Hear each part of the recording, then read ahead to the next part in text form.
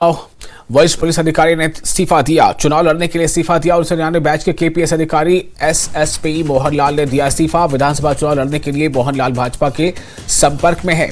भाजपा यानी Bharatiya Janata party SC आरक्षित अखनूर विधानसभा seat से विचार कर रही है। जम्मू कश्मीर गृह विभाग को इस्तीफा सौंपा जा चुका है।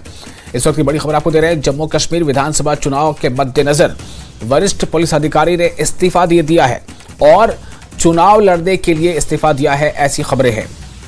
वरिष्ठ पुलिस अधिकारी ने इस्तीफा दिया है क्योंकि उनकी जो मंशा है, उनका जो इरादा है वो चुनाव लड़ने का है। 1999 बैच के केपीएस अधिकारी एसएसपी मोहनलाल